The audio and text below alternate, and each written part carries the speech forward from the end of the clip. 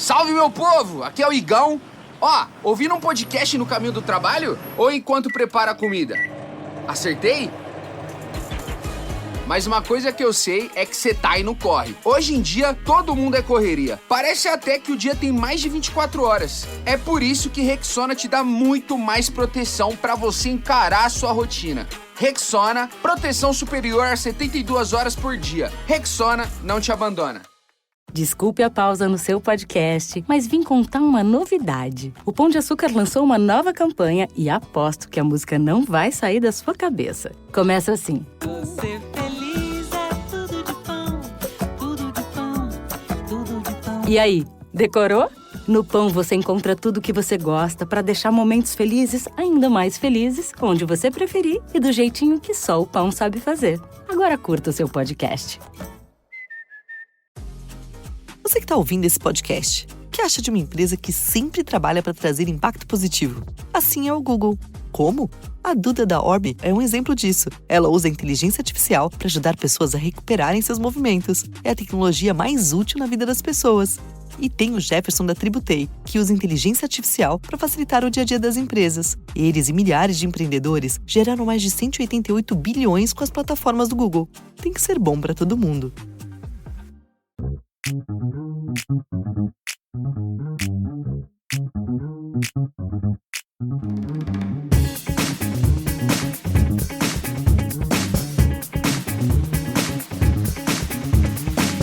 Back with another episode of Keeping Current with Kansas City.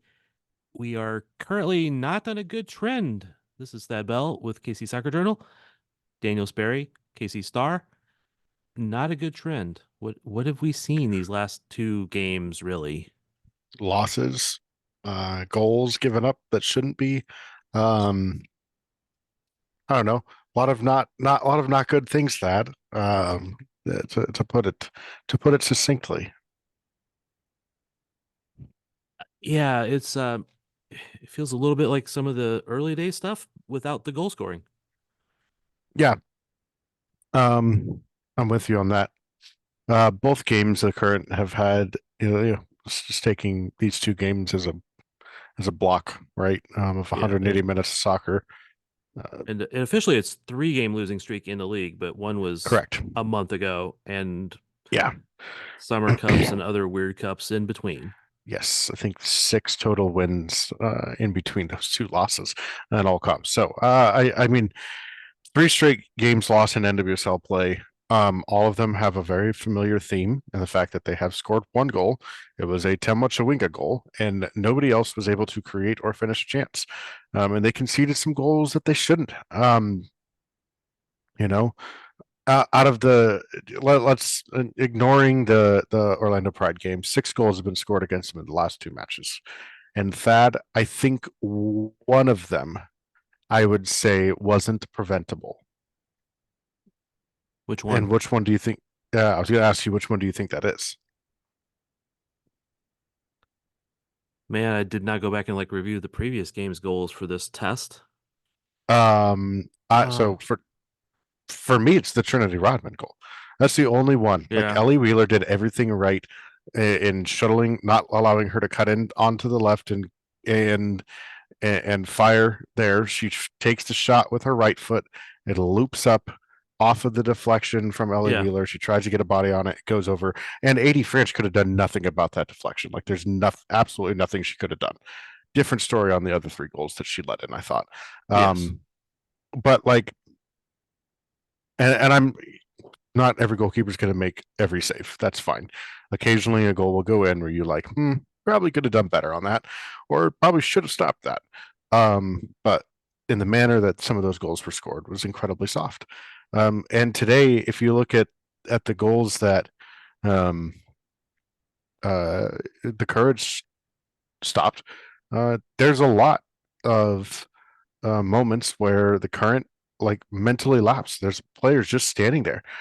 Nobody in the box steps up to challenge Brianna Pinto. They all just stand there and watch her after she turned low Labonta, which she did a good job of turning low. Low tried her hardest to deal with it.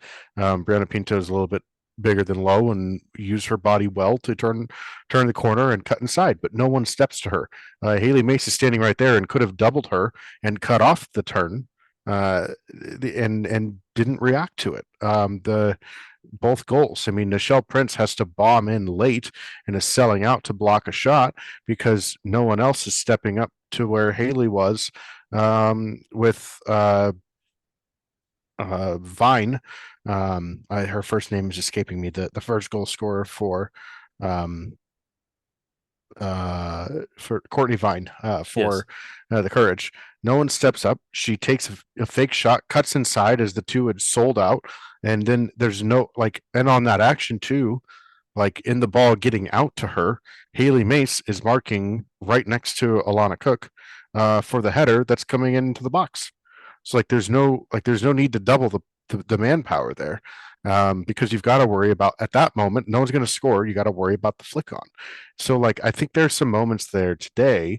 You look at the giveaways, and stuff like that, even in some of the moments in transition that the Courage got that they did not score on.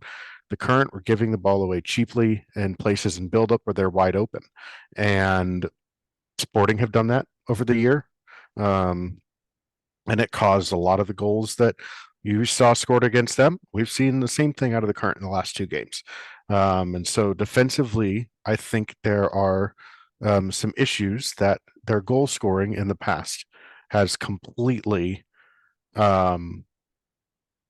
overridden. Masked. Yes. And now they're not getting those goals because they're not finishing their chances on the other end, and they're getting them. And so that's the thing that I think is a little bit more concerning. In NWSL play, Temwa Chawinga is the only player to have scored since their June 23 matchup against the Portland Thorns, which I get it. But since the 40th minute of that match, when Lola Bonta hit that absolute screamer of a volley, nobody else. There's been 4 NWSL games played, and not one of them has had a goal scored in it by someone other than Temwa Chawinga. And in 3 of those 4 games, they only scored 1 goal, and 3 of those games there's a loss. That's a concerning trend, I think, overall, more so than the defense, which we already knew was kind of shaky. Now you can't afford to have a shaky defense if you're not scoring on the other end. Yeah, and I mean, we say this goal scoring masked the defensive lapses, but it also, the strength of the attack prevented the other team from getting as many opportunities. So it masked it in two different ways, right? So if you outscore the other team 3-1, nobody really cares, right? But it's all good. But it also kept the pressure on the other team enough that they were not able to build great opportunities a lot of the time. And in this one, they did create the opportunities. Can't say it did create the opportunities. The expected goals was 1.5 to 1.27 on the other for North Carolina. So they were creating chances. Total shot 16, 4 on target. But they do need to have the better opportunities. If you walk out of that game 2-2 or 1-1 on the road, North Carolina doesn't lose at home very often. It's a good result. Yeah. 92nd minute goal given up, and again, I'm disappointed in that goal, just because it was a 92nd minute, and you have to make sure you're absolutely defending that better. And I don't want to break down on certain players right now, but like you said, she turned low. There was other players that probably could have done something. It was a nice shot, though. Yeah, and I She think had the shot. Yeah, and same with Courtney Vine's shot today. I mean, very good finishes. You look at the game against Washington, the Current had, for this match, they had 51% possession and out XG'd Washington 0.9 to 0.6 per Opta. That is that's the Current in these last 2 games, they have because what was their XG today, did you say? 1.52 to 1.27. So that was the first time that the Current have been under So these, sorry, I'll take it back. These 3 losses have been the 3 straight times before that loss to Orlando. The last time the Current were held to under 2 XG was the 0-0 draw against the Reign in up north in Seattle. Yeah. So, like, this is a team that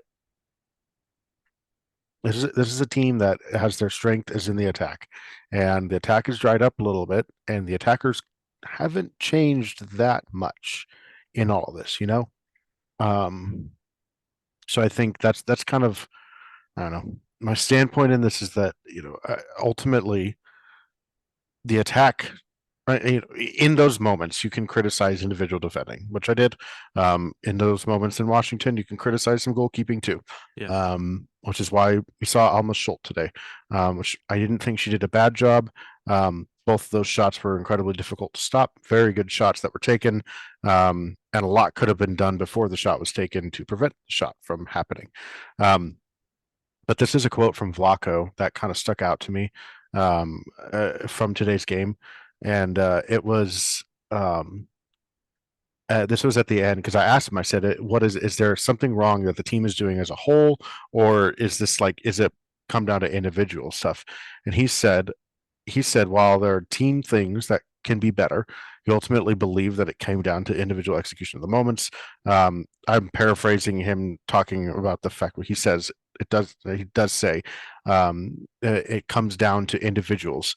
A player turns and shoots or eliminates you on the side 1v1 and takes a shot and scores.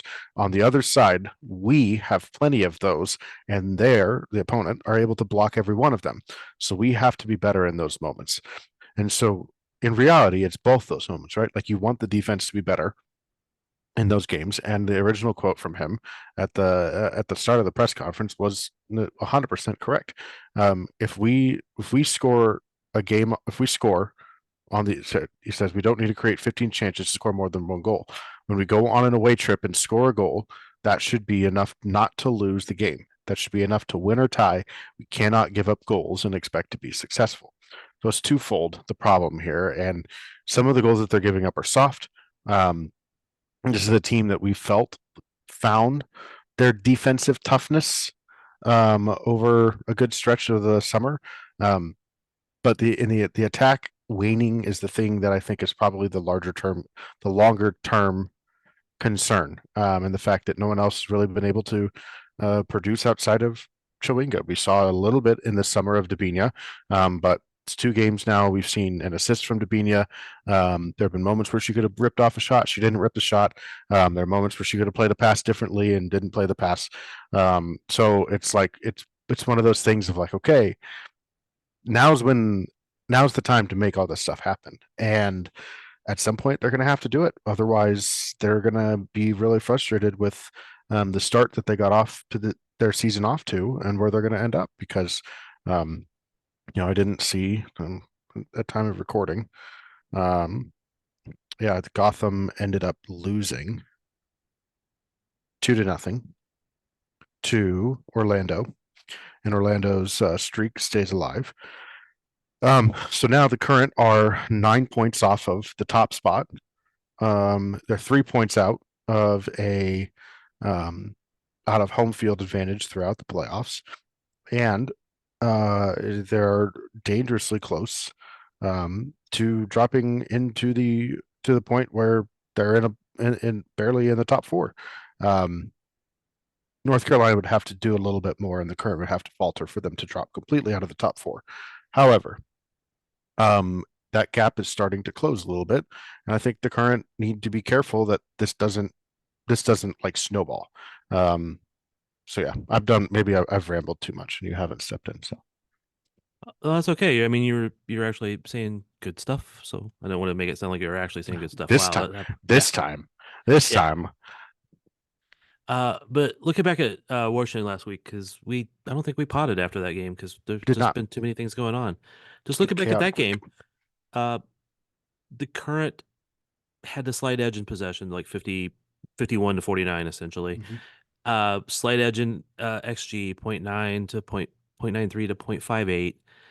They outshot them 14-7. I mean, you look at a lot of those stats, and the Current were the better team that you could say got unlucky because the other team scored when they didn't. And again, there were some soft goals, or sometimes I even hate to say soft goals, but goals that could have been stopped or could have been prevented. Um, on the flip side of that, was it the Washington game where Vanessa hit the crossbar on that Yeah. one volley? I mean, they had some chances that were very close, Mhm. that may not, be counted in there, but it's like when they were at their best, they had the high press. I don't want to say the high press, but we've talked about this before, but when they chose when to press, and they pressed really, really well. And they forced a lot of turnovers that was able to be turned back into an attack very quickly. That didn't happen as much today or Mhm. last week, I felt.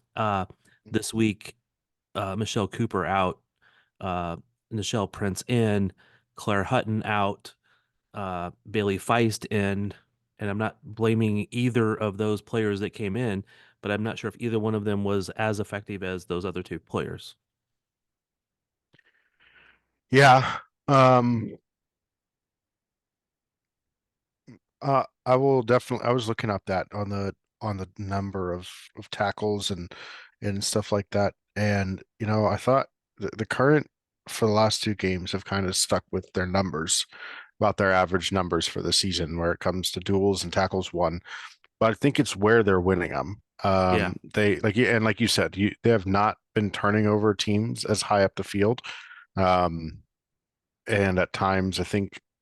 Uh, there were times today where I was like, well, it feels like they're almost too wide, where they're really trying to press everybody out wide, and it's kind of opening them up, and they can, teams can kind of play through them. But then there was a point where it's like, okay, wow, they're feeling extremely narrow, at times too, where, I think for a while in the first half there, North Carolina was very much utilizing the wide spaces in behind Ellie Wheeler, and trying to get into that space.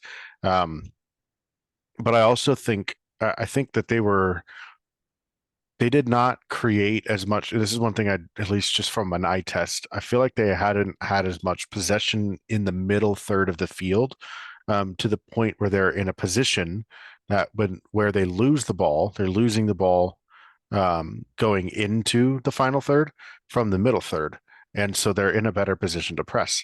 A lot of times in the last two games, it felt like they have lost the ball entering the middle third from the defensive third. Yeah. And so or they've lost the ball too high up the field, or in spaces where they've gone and the ball hasn't gone, or the ball goes quicker than the players are ready to go.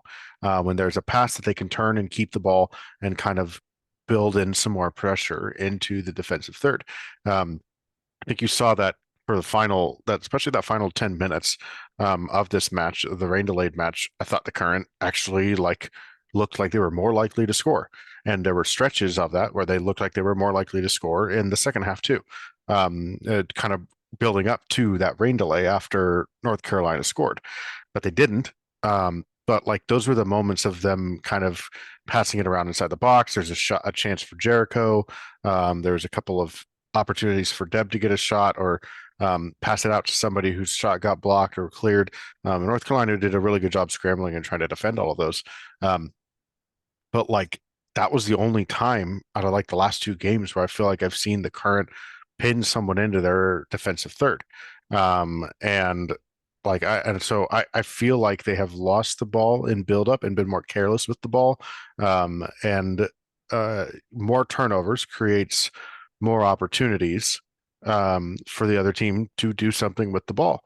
And so if the team has the ball, the opponent has the ball more, kind of entering their, going from defensive third to middle third, and the Current, and there's more opportunities there, and the Current are still winning their same tackle numbers, and about their same pressing numbers in terms of tackles, duels, and the number at which the rate at which they're winning them and the total number that they're winning in a game, but the opponents have more chances to do that, then there's more chances that are coming through that into the end. And so I I don't want to say this in like a bad way, but if we want to take it off of the like this numbers and eye test backing it up thing, I feel like the Current have not played with the edge that we expected to see from them. And I think there's like a level of intensity and edge that I feel has been missing specifically in the last two games, much less than the Orlando game. I thought the edge was there for them. They just dealt with a team that bunkered it in late down to 10 men. But the specifically these two games, it felt like they physically were outmatched, and that they did not rise to the level of intensity and edge that was being played by their opponents on the field. And I think that's like that is something that like we came to expect out of the Current. I think of how I watched them play on the road against Portland and what I saw the last two games on the road, and it is night and day with the level of intensity and edge and fire that they played with. And I think that there's something to that playing into what we have seen on the field in terms of mistakes, both in the attacking third and in the defensive third and stuff like that. I think that's a pretty fair observation. I've kind of felt similarly, but didn't necessarily want to vocalize it that way. Not saying And I it was wrong. don't, and no, and I don't mean that in like they've lost their way, but like Yeah. this team, And it's not that they're has- not trying. It's not like any of right? that.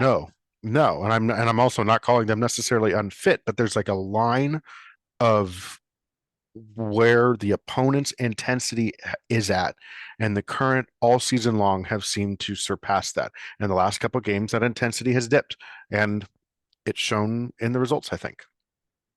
And in the season prior to this, when it wasn't as high as the other team, it rose to the level of the other team after the half or after an event. Something would change and it would get there. Mhm. I don't know. It's again, I'm not a sports psychologist. I'm not inside the team. You Right. know, the Summer Cup win, the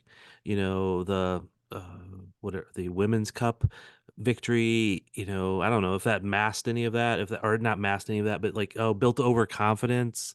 You know, all of that coming into all this stuff. I don't want to think that I know why they're doing that, but it does seem to be a little bit of an issue there. Is that like you said, the intensity isn't there as much? Is it the players that are on the field? Is it, um, some of that's changed a little bit, but I don't think Alana Cook coming into the team is going to make them less intense. Right. Uh, I don't think Claire being gone for a game. Well, I think she played only half of the previous game. Yeah. If I remember right. I don't think that's playing into it. I don't know if there's anything else. Injuries or something else. You know what I mean? You just don't know. Yeah. I just think that there's an there's just a bit of that edge that's lacking, and level of intensity that they play with, and That swagger. like, yeah, and I think um, that's something that will be interesting to see how long it takes to come back. Is it something that hits when they come back home and play a Utah team that has been kind of flying as of late since they fired our old pal Amy Rodriguez?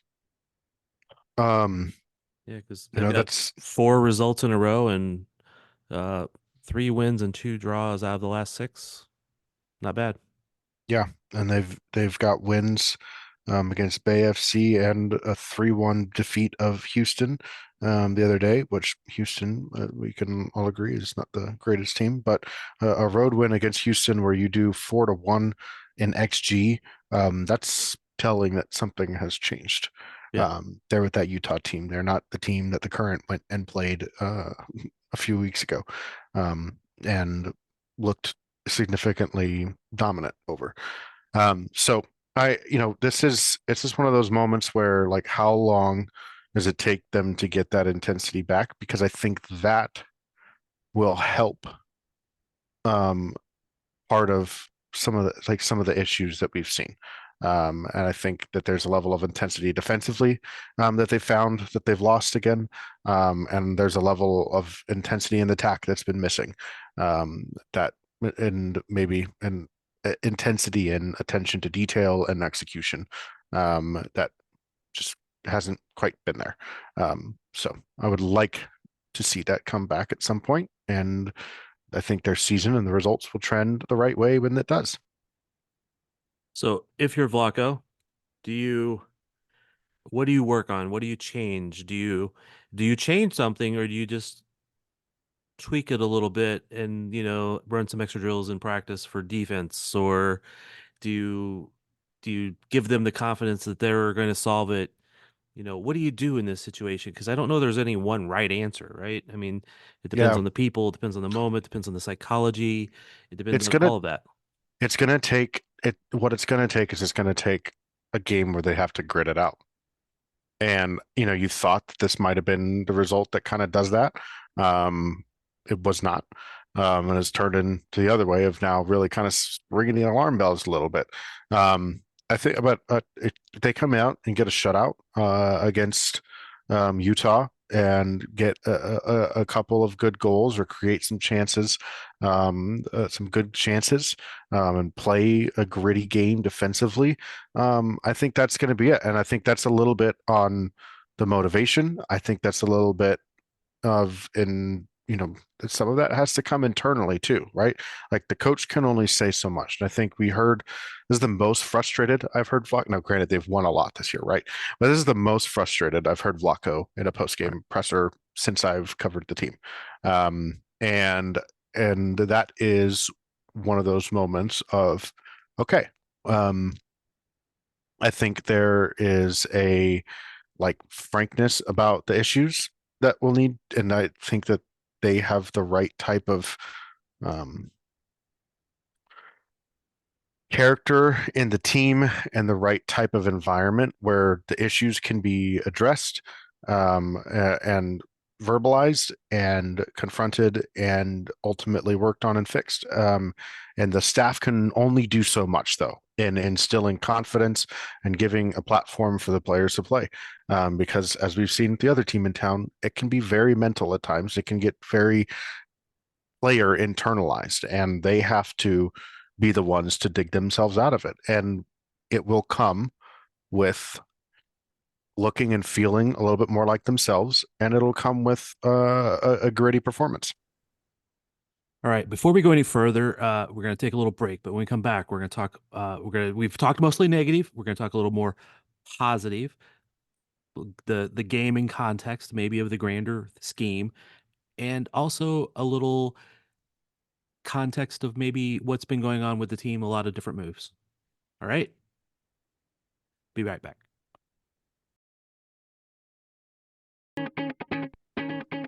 And we're back. All right. We talked, like I said, mostly negative, but in the grand I scheme talked of mostly things, negative, yes. well, yeah. I was just trying to be fair, man. Trying to be nice. No, I know. Trying not to throw you under the bus when Vlaco listens to the pod later. Um, but it is just one. Well, it's not one game. It's two games. It's three games if you look at it as the whole three in the league. But over a month ago for the first loss, then these two at two tough teams. At North Carolina rarely loses at home. They've been very good.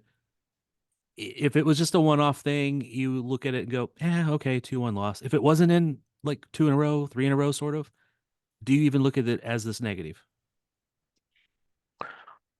No, probably not. And especially okay, they were never going to stay unbeaten, right? Like, I will be shocked if Orlando ends up staying unbeaten. It's hard to do. It's really hard to do for It's anybody. incredibly hard to do. I think the biggest thing out of this, yes, I don't think we would be making as as like big a deal of it. You would sit there and you say, okay, you did these things wrong. This is why you lost the game. I think the concern is that it's back to back for me at least, and that's where and back to back in some of the same similar trends of a sloppiness with the ball at times that they're punished for, a little bit of ball watching on defense that they are punished for, a lot, goalkeeping mistakes, inability to get to shots that should be gotten to. They're like they happen, they're self-inflicted, and I think the fact that it's back to back is why the trend is quote unquote worrying. But in a vacuum, a loss in Washington, which the last since I've covered this team, the only time that they won in Washington was when they played out at Segra Field, the old Loudoun City stadium, and I believe 80 France stopped a late penalty kick and they won 1-0 off of a CC Kaiser tap home. So they've won one game in Washington, they've lost the rest, and that was a very bad Washington team, and this is no longer a very bad Washington team. Courage, that same year, 22, Claire Lavaget hit that screamer from distance. The Current lost there on opening day last year. Like you said, not a lot of teams go win there. The situation for the Current, if they see out that game, get a point, you say, okay, they gave up the goal, one little mistake, but they probably had better chances to win that game. If they bury those chances on another day, they're fine. But I really do think like conceding that second goal kind of turns everything sour, and that's why you come at it from that standpoint, is because, okay, now these are games that you're losing because of a lack of focus or a lack of attention to detail in those moments that is creating these like now 2 games is starting to be a trend. And I think for a team that has championship aspirations, you want to try and nip the trend in the bud a little bit earlier. And that's what I think maybe alarm bells ring quicker for a team that has the aspirations that the Current do. Fair. Again, got to take this in context. It's 2 games at tough competition. Actually would have been much more concerned about the Orlando loss, to be honest. And that's a game that they dominated but didn't finish. So there's the one key thing right there, is they have all these opportunities and don't score as many goals as you would want them to with all the opportunities. I think, like I said earlier, it was like 15 shots, I believe, in this one. 16 shots, 4 on target. Should have been at least 2 goals. And right there, and you're talking a 2-2 game, even if that other stuff happens and you're like, okay, you drop a point or you drop a couple points, you come back with a point. It's not so bad. Yeah. There's still a lot of good things. Okay. We see this with teams all around the world. Anytime they go, oh, we had 16 shots, but we only scored 1 goal. At least we created our opportunities. At least we created opportunities. We just got to finish them a little bit better, a little bit better. And sometimes, we've also see teams that score 4 goals on 4 shots and their XG is under 1 because it's the randomness of statistics, chances. It's the game of soccer. It's the game of life, man. It's just, it's just the way it is. So sometimes that evens out. The Current, sometimes I felt were scoring more than they perhaps deserved. And maybe now that's not deserved, but by the chances should have expected. Yeah. And now it's maybe coming back a little bit the other side. It's who gets, usually playoffs are who is in form, who's hot. It usually doesn't matter as much if you're 6th or 1st, except for a little bit of home field advantage. And honestly, if they get to the final, they have home field advantage no matter what. So yeah, that part doesn't matter as much. There's still the positives. Timois is still Timois.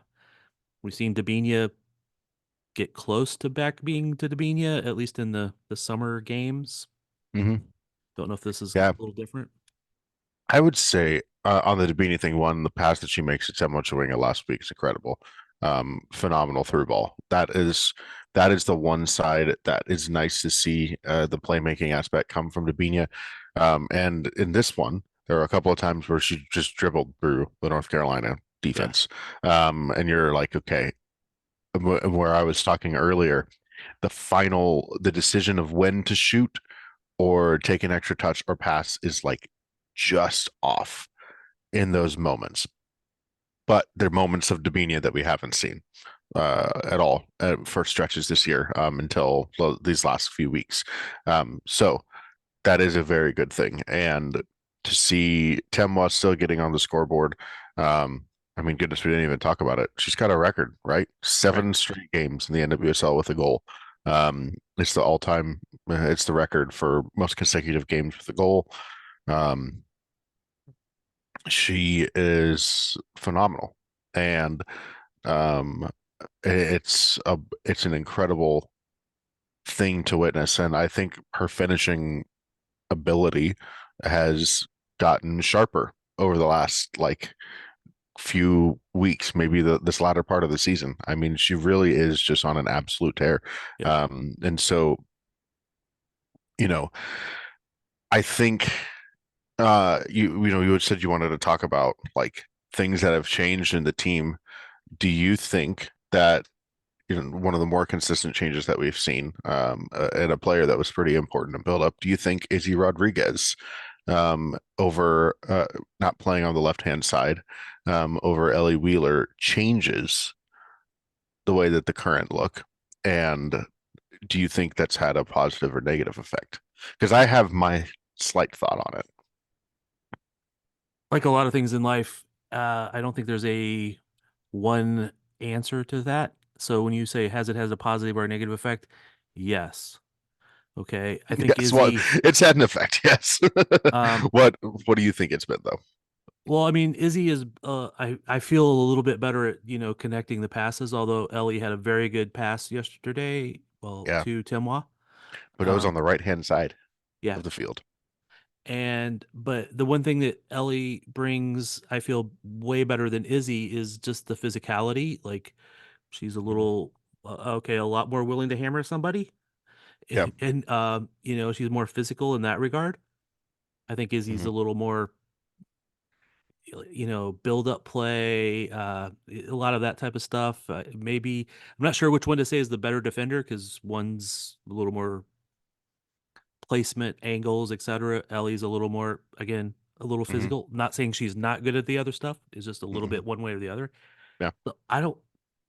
This is those situations where if I'm a coach, I want a player at every position that can do the physical hard work, and I Mhm. want a person at that position that's going to be more technical, and that's going to vary depending upon the team I'm playing and at the moment, and being able to change something in the game.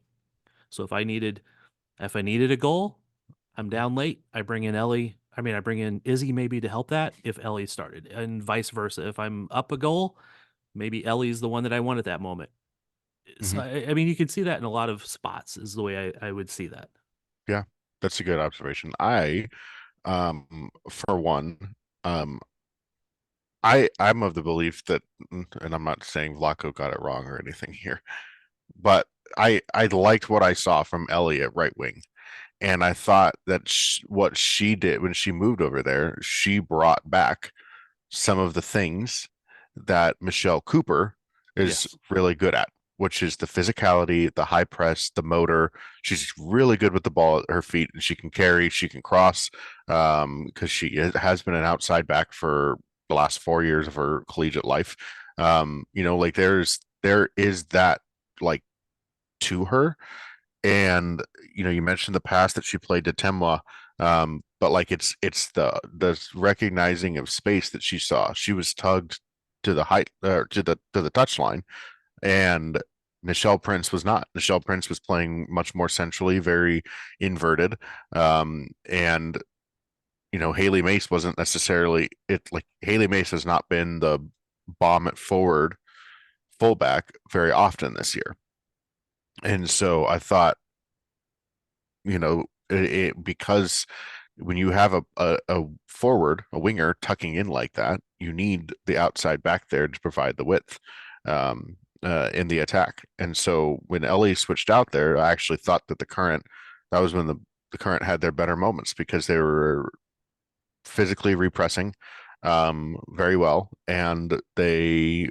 also had a little bit more um, build-up passing that Izzy provides because she kind of acts as a wide midfielder in those situations where she's the outlet from Lowe or Bailey or even Vanessa DiBernardo. So um, I I've liked what I've seen from Ellie at left back, Me but too.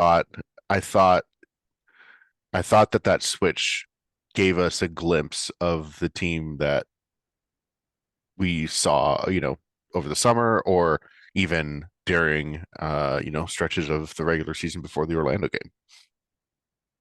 And again, it always comes down to having the right pieces that fit together for that situation. So that's why I couldn't say one is better than the other, and you could probably go across the entire team, and I could have that argument with myself, which one's better depending on this type of situation. Obviously, there's going to be clear starters, Temois, um, things like that. But um, If she's healthy, she's playing. yeah. I mean, even if she's not healthy, bring her on for the last 20 minutes and scare the shit out of defenders. Uh, it's just it's always that mix, and they do have the luxury of having a lot of different players that have some slightly different traits. So that's been managed well in the first half of the season and hasn't went as well for the last couple games. But if I remember correctly, after the last game, it was a lot of thought of the when I say the last game, the Washington game, it was a lot of players just didn't have a good day, Yeah. right? Uh, AD didn't. I mean, pretty much almost the entire thing. And I think one of the few people we pointed out had a good day was I think it was Ellie actually. Yeah. Um, so and that's one of those situations that was the loss. So that was again a look at everybody had a bad day. They didn't get a result. Next week, not everybody has a bad day, and they come borderline of getting the result on the road at a tough place to play. And Timois came close to scoring another goal. Remember, she Mhm. I forget who gave her that pass, but she broke in on the side, had the shot. Uh, Mhm. that's probably for her a 30% chance shot right there. I'm gonna Yeah. guess. Yeah, she had that chance. And then, of course, even after the Courage scored, the Current went down to the other end, and she cut to the end line and cut it back to Jericho. And I think you hit it a little hard. Jericho couldn't get the right Yeah. touch on it, but I mean, Jericho gets the right. Even if it hits Jericho's body at the right angle, it might have gone in the net and gone Yeah. 2-2. So, it's one of those things where, like,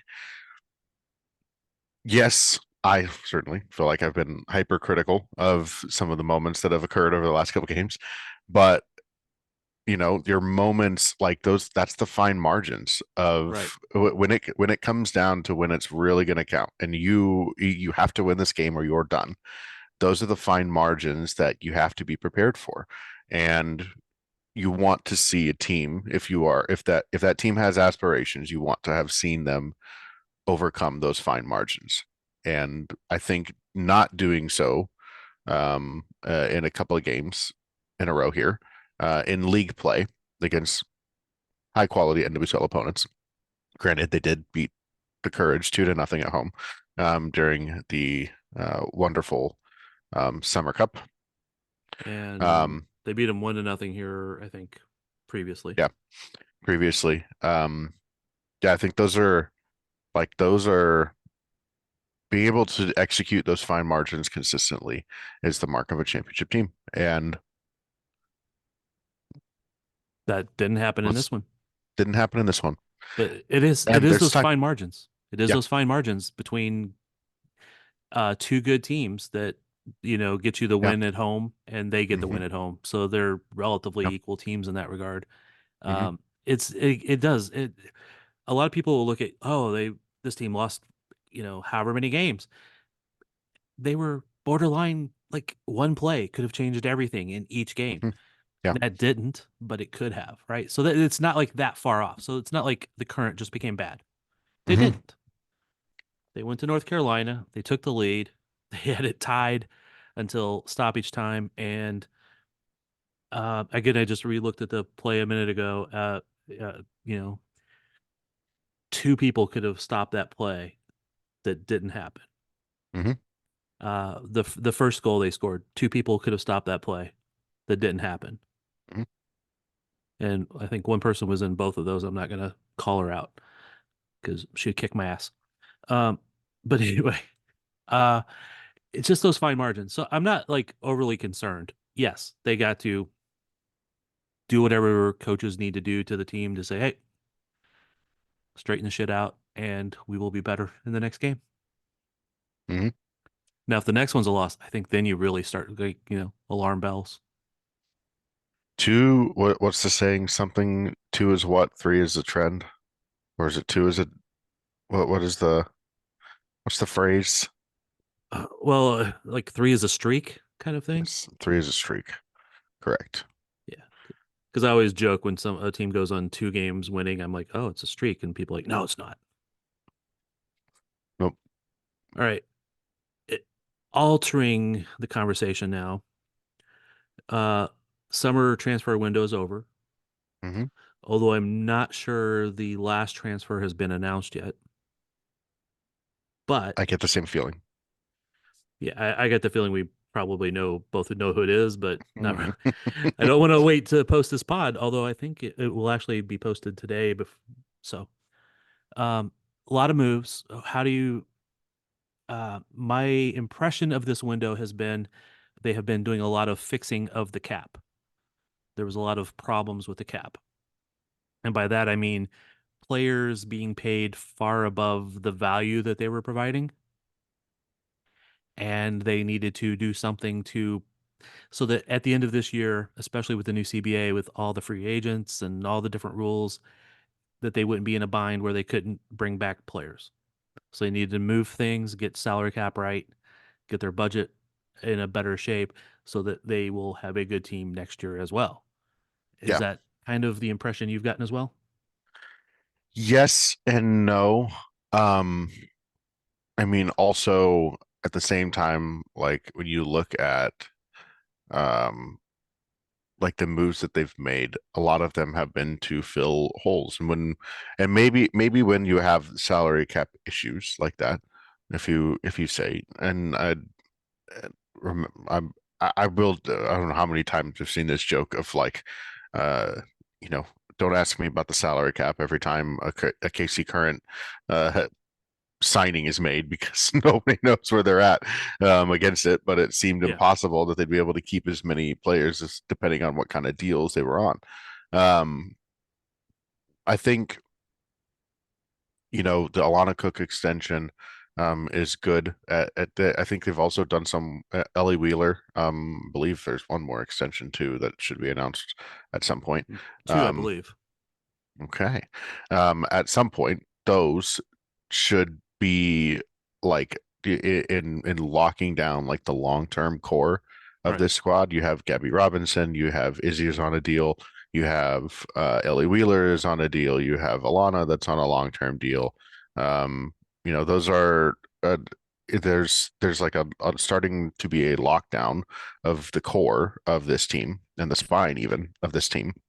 Yeah. Low with her contract extension she got in the offseason. So there's the spine is starting to get locked down of the future on this team. And when you have future commitments as far as you do, maybe you need to be able to clean up the cap a little bit so you can offer a little bit more money to some stronger players, better players, I don't know, higher profile players. But with high cap stuff probably comes high quality players that want to play. And like Lavoisier, an interesting situation with their playing time. If she's playing more regularly, is she happier? I don't know. She's also out playing. She also wanted to be closer to home. So there's that. Lauren wanted to play and was not playing at all. And was a signing brought in by a previous regime that was way too late for when the team actually needed center back help, and this was stuck down the depth chart.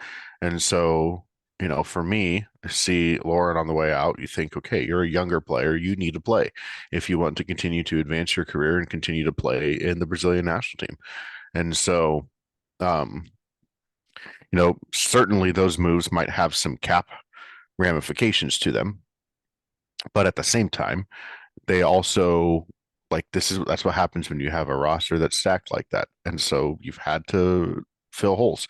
Um, you know, I think it became pretty clear that Selkowitz was not pushing AD French in the way that a Cassie Miller had, or something like that as the number two. So they brought in Almas Schultz, and at that point, um, third. I don't mean this to be like rude to third goalkeepers around the league, but it's not hard to get a third goalkeeper. So you don't need to do that. So then you go and you trade your third goalkeeper, who's a young goalkeeper who needs to be in a situation where she might get some more minutes. And she goes to Bay FC, who just lost their starter, who went overseas. So now she's in a number two role again, over there at Bay FC. Bay FC also brought in a center back. And so now, Kayla Sharples becomes expendable to them. And so you make a move on needs with another team in the league and get that player in, and you put yourself in a really good situation. So the Kayla Sharples to fill in for Lauren is like perfect for a fourth center back. Yeah. And she's under contract till 2026. So like there's those things that you just look at the roster moves that like have made sense. And if they're clearing up cap space while doing it, great. But I feel like they've done a really good job of doing that while also filling the depth pieces that are needed and or created by maybe some players who tried to take the initiative on their own transfers, and their own playing time and stuff like that. Yeah. And so how to say this? Because with this league, you can't see the salaries, and hopefully someday they fix that. Mm-hmm. I know part of it's because they make such low salaries in the past that it was almost embarrassing to say how much a professional soccer player was making. Mm-hmm. But it also helps people understand where the teams are at and stuff like that. So I hope that is something that does change in the future. I wish MLS was even more forthcoming on some of this, and it is getting better with them. But Mike, with lots of conversations kind of all pieced together, I believe there was approximately 5 players that was taking up 1/3 of the cap, Mm-hmm. and getting almost no playing time. So there was no value coming out of that much money. You can spend 1/3 of that and have players doing exactly what they were doing. Yeah. Not playing and being good backups. So I think that was a lot of the fix that needed to happen there. So it'll give them more room for improvement for the future and keeping the better players in the long term. So I think that was a lot of those moves. And like you said, it was also filling holes. So as one player went out, they had to backfill that hole, and they did a good job of doing that for the most part. Now we got to see, of course, you have to see how it turns out, because it all comes down to if you perform well, then those moves are good. And if you don't perform well, then, why did you let that attacking midfielder go? You know what I mean? So it all depends. Yeah. But so far, I think it's looked really good. Yep. All right. Anything else we should discuss today or again today? No, I think we've covered it.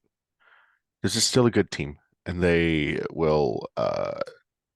There's no way they're not making the playoffs at this point. No. They have to pick. They have to a combination of a team below the line has to drop points, and they have to pick up points. I think it's a total. There are 11 points off of the line, so that's a total of what? That's like few wins, few draws over the last 6 games here. As well as points going the other way at the bottom end of the table. They'll be in fine shape. So yeah, I'm not worried about them making the playoffs. I do not want them to fall too far. Correct. I think if they can keep themselves in the hunt for even the top, a number 2 seed, They've ensured themselves home field throughout the playoffs. Right. At that point. So as much as it seems like Orlando is going to run away with the supporter shield a little bit. So if the Current can get themselves back into the number 2 position, I think they kind of got in a good spot with Washington getting a draw yesterday. They're still ahead of Gotham at 4, but that group of 4 is pretty solidified as the top 4. And so if they can put themselves at the top of that, near the top of that group of 4, even at 2, they'll be in great shape. Yeah, I don't have too much worry about any of that right at this point. But again, gotta see a good little bounce back against Utah. Yeah. That will help alleviate at least some nerves, I think, on fans' parts. Yeah. All right, man. I appreciate the time, and we are out.